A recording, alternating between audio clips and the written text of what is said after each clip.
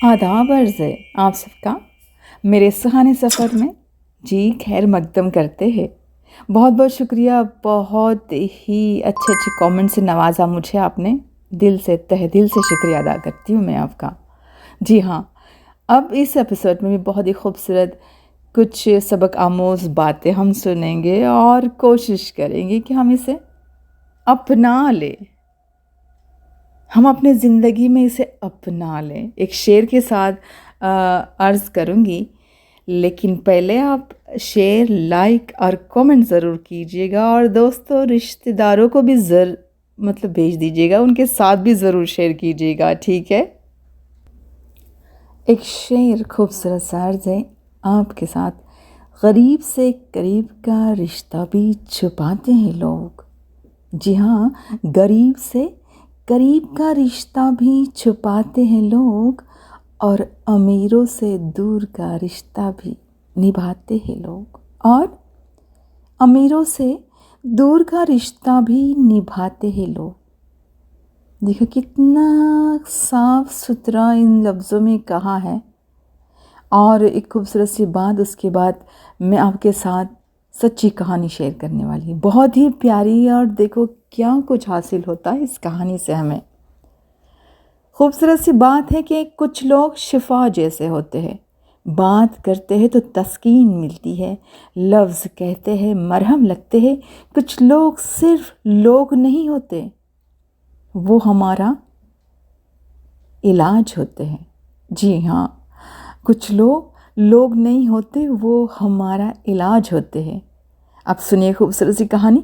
मुझे ड्राइवर की ज़रूरत थी। अब्बा जी से ज़िक्र किया तो उन्होंने गांव से मज़हर अहमद को भिजवा दिया। अब्बा जी ने उसकी बहुत तारीफ़ की थी। बहुत नेक और शरीफ लड़का है, 10वीं पास है, इसे रख लो, उसकी माँ तुम्हें दुआएं देगी। और माँ की दुआएं मेरा सबसे बड़ा वीक पॉइंट था। मैं दुआएं हाथ से कैसे जाने देता। फ़ौरन मज़हर अहमद को भेजने का कह दिया, और वो गाड़ी, उन्होंने कहा भी कि वो गाड़ी चलाना भी जानता है। कुछ दिन की ट्रेनिंग के बाद उसने बाकायदा चार्ज संभाल लिया। अब्बा जी मज़हर के बारे में ठीक कहते थे, उसका अंदाज़ा मुझे उस दिन ही हो गया।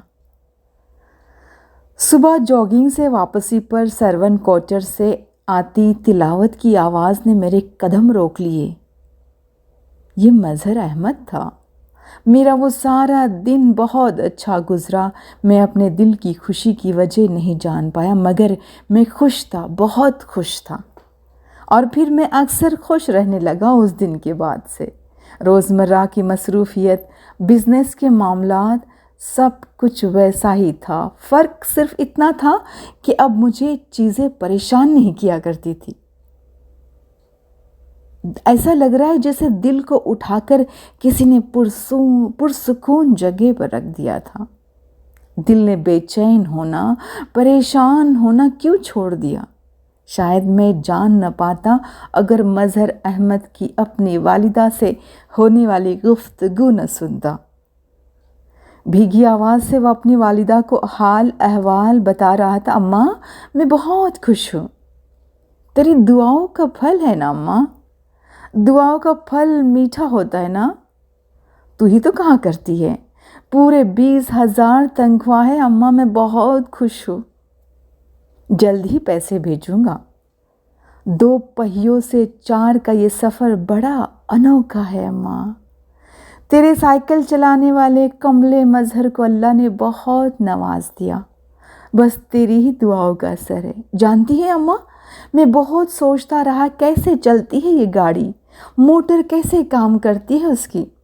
फिर तेरी बात याद आई अम्मा, जब मैं छोटा था और छोटे होते तुझसे पूछा करता था, बसें कैसी चलती है अम्मा, तो तू ही कहा करती थी ना। मैं क्या जानूं पुत्र, मैं तो बस इतना जानती हूँ कि ये अल्लाह के हुक्म से चलती है, महज उसके फजल से चलती है। तो बेटा मज़हर कहते हैं 100 बिस्मिल्लाह पढ़ कर सवार होता हूँ। तो इन्होंने कहा माने कि 100 बिस्मिल्लाह पढ़कर सवार हुआ कर पुत्र, ये मंजिलों पर पहुँच जाती है। سبحان اللہ۔ تو ٹھیک کہتی تھی اماں، یہ محض اسی کے حکم سے چلتی ہے۔ اماں جب بھی گاڑی میں بیٹھتا ہوں 100 کیا 1000 بسم اللہ پڑھ کے بیٹھتا ہوں۔ اماں تیرا مظہر نا بھٹی پر شدید گرمی میں سڑا کرتا تھا، مالک اکثر مزدوری بھی نہیں دیا کرتا تھا، بھٹی میں پکتی اینٹیں بھی تیرے مظہر کی محنت کی گواہ تھی اماں، لیکن مالک نے مجھے پیسے نہیں دیے تھے۔ مظہر احمد کی آواز میں محسوس ہونے والی کن من اس فقرے کے بعد موسلا دھار بارش میں بدل گئی تھی۔ میں اس بارش میں بھیگ رہا تھا، کچی مٹی کی طرح بہہ رہا تھا۔ اس کی سسکی میں چھپے شکر کی کیفیت، شکر ادا کرنے والا بچہ تھا، شکر کی کیفیت میرے اندر ڈیرا ڈالنے لگی تھی۔ بے شک وہ بہت صابر اور شاکر تھا۔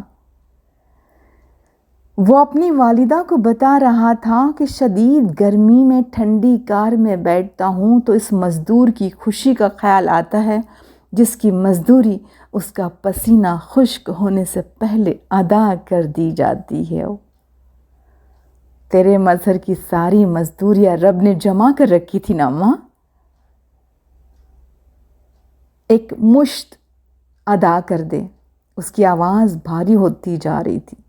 ہاں اماں، آیت الکرسی پڑھ کر بیٹھتا ہوں، چاروں کل بھی پڑھتا ہوں۔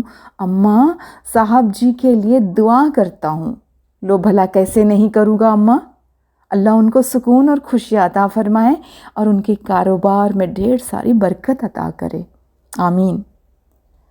میں نے زیر لب کہا۔ اس کی والدہ نے بھی یقیناً آمین کہا ہوگا۔ میری آنکھوں سے آنسو جاری تھے، کیونکہ وہ جو مالک جہاں پہ گاڑی چلا رہا تھا وہ سن رہا تھا، ان کی گفتگو اور ان کی آنکھوں سے آنسو جاری تھے۔ وہ ایک معمولی نوکری پر اتنا شاکر تھا جتنا شاید میں 1000 نعمتوں پر بھی نہیں شکر ادا کرتا تھا۔ رب کا اس شکر ادا کرنے والا کوئی عام شخص نہیں ہو سکتا۔ مظہر احمد خاص تھا، بہت ہی زیادہ خاص۔ دادی کے گاؤں والے گھر کے باورچی خانے میں جانے والی ایک الماری، جالی والی ایک الماری ہوا کرتی تھی جسے نعمت خانہ کہتے تھے۔ وہ کھانے پینے کا سامان اور خاص طور پر ابلا دودھ اس میں ٹھنڈا ہونے کے لیے رکھا کرتی تھی۔ مظہر احمد نے میرے دل کو اٹھا کر نعمت خانے میں رکھ دیا تھا۔ زندگی کو بھی جسے ابال آ گیا تھا، اس پر بالائی کی موٹی تہ جمنے لگی تھی۔ میں مظہر احمد کا احسان مند تھا۔ اس نے مجھے شکر کرنا سکھا دیا تھا، اس نے مجھے صبر کرنا سکھا دیا تھا۔ میں اس کا کیسے شکر گزار نہ بنتا۔ سبحان اللہ۔ کچھ لوگوں کی اذیتوں میں شدت صرف اس وجہ سے ہوتی ہے کیونکہ انہیں ترک تعلق نہیں آتا، انہیں کسی سے کچھ چھیننا نہیں آتا، انہیں جیتنا نہیں آتا، انہیں منافقت نہیں آتی۔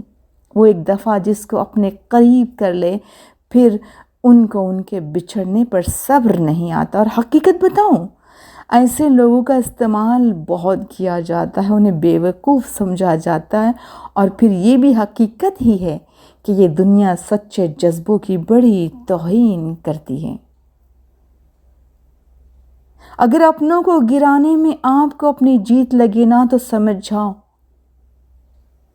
کہ آپ جیت نہیں گئے بلکہ آپ بہت ہی بڑے گرے ہوئے انسان ہیں۔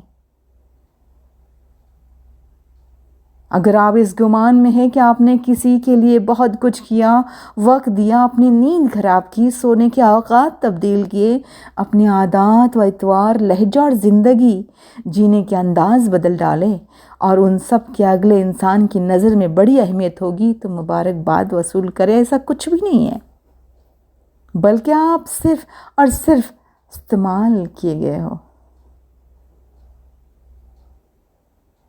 بجلی اور روشنی کی رفتار کا اندازہ لگایا جا سکتا ہے، لیکن لوگوں کی مسکراہٹ کے پیچھے کتنی نفرت ہے یہ کوئی بھی اندازہ نہیں لگا سکتا۔ لگا سکتا ہے کیا؟ بالکل بھی نہیں۔ دیکھیے نا، نئی صدی میں پہلی پیڑھی جو ابھی جوان ہو چکی ہے اور پچھلی صدی کے آخری لوگ جانے کی تیاری کر رہے ہیں۔ تقریباً اپنی نسل کے یہ آخری لوگ ہیں۔ ان کی سوچ، ان کے خدشات، ان کا مخصوص لباس جلد ناپید ہو جائے گا۔ خوشیاں کیسے منائی جاتی ہے، غموں میں شریک کیسے ہوا جاتا ہے، ان سے گزشتہ صدی کے سارے راز جان لو، ورنہ دھرے کے دھرے رہ جاؤ گے بغیر کچھ جانے۔ اور دیکھیے نا، دنیا میں کوئی بھی رشتہ یہ حق نہیں رکھتا کہ وہ آپ کا ذہنی سکون برباد کرے۔ ہر ایسے رشتے سے دور ہو جانا چاہیے جو آپ کی ذہنی اذیت کا باعث بنتا ہے۔ خدا کی دنیا بہت وسیع ہے، اس لیے اپنے مطابق لوگ ڈھونڈے، ورنہ اکیلے رہنے کی عادت ڈال لے۔ اپنے سکون پر کم از کم کمپرومائز تو نہ کرے۔ کیوں کمپرومائز کرو گے؟ بالکل بھی نہیں۔